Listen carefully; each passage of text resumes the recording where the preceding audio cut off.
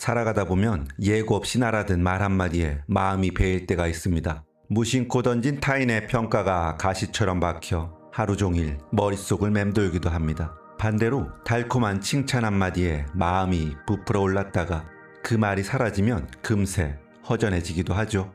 우리는 왜 타인의 말에 이토록 쉽게 흔들리는 걸까요? 마치 내 마음의 주인이 내가 아니라 타인인 것처럼 느껴질 때가 있습니다.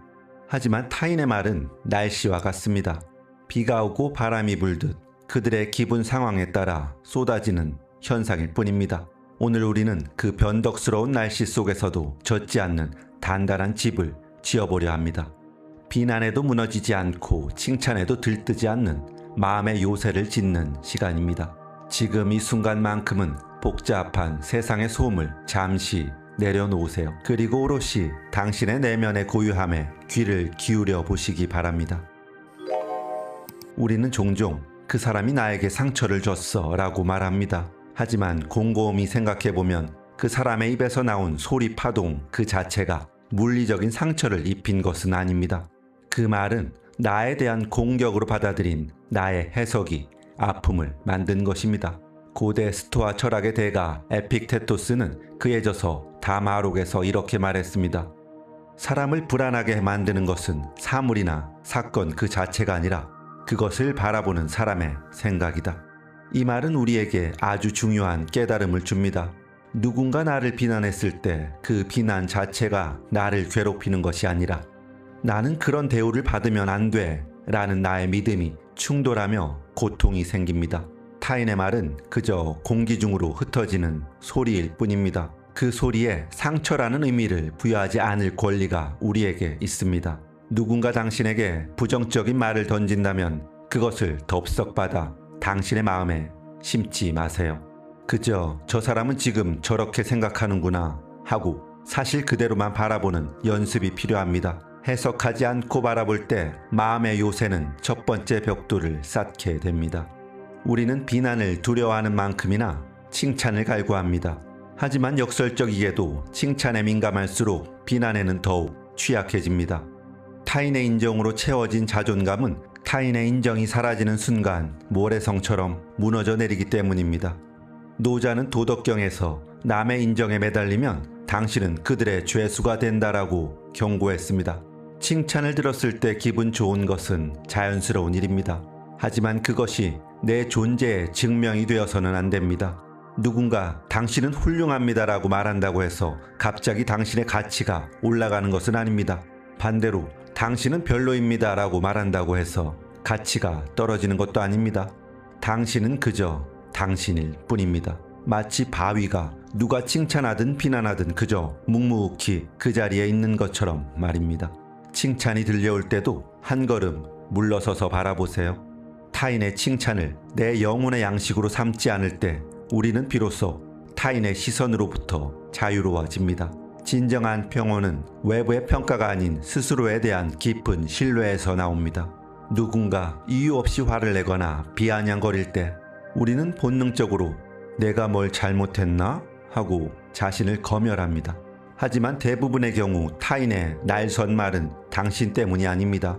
그것은 그들 내면에 해결되지 않은 분노, 열등감 혹은 고통이 밖으로 튀어나온 것입니다.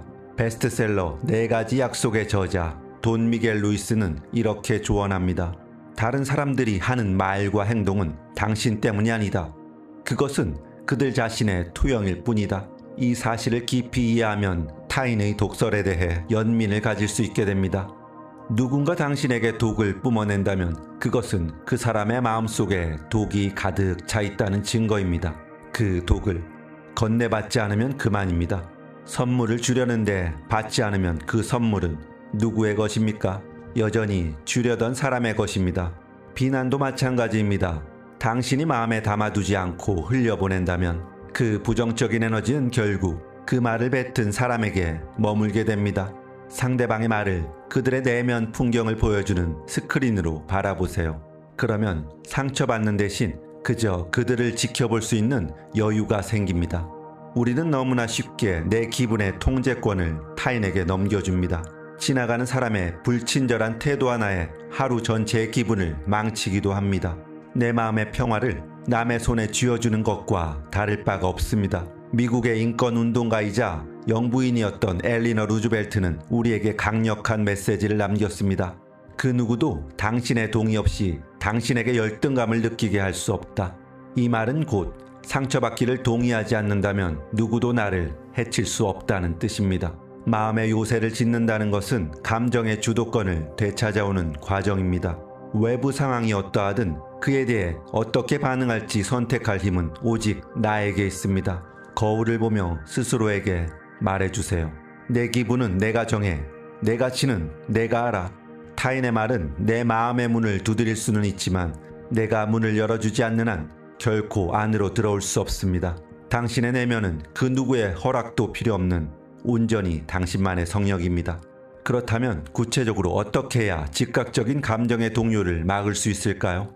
그 비밀은 멈춤에 있습니다. 말을 듣는 순간 화를 내는 반응 사이 그 찰나의 순간에 머무르는 것입니다. 타인의 말이 화살처럼 날아올 때 바로 반응하지 말고 잠시 호흡하세요. 깊게 들이마시고 천천히 내뱉으세요.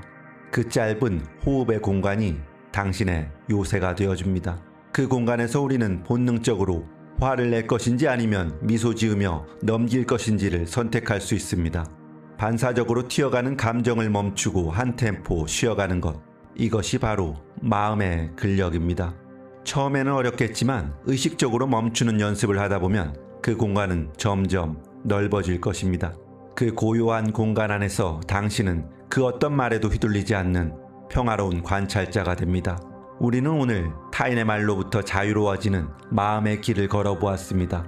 비난과 칭찬이라는 두 가지 파도는 끊임없이 밀려왔다 밀려갈 것입니다. 그것을 막을 수는 없습니다.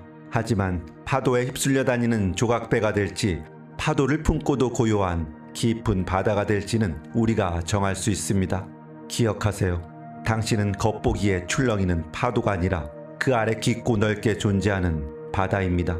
수면 위에서 어떤 폭풍우가 몰아치고 어떤 말들이 오고 가더라도 당신의 가장 깊은 곳, 그 심연의 고요함은 결코 깨지지 않습니다. 오늘 하루 누군가의 말이 당신을 흔들려 할 때 가만히 눈을 감고 당신 안에 단단한 요새를 떠올려 보세요.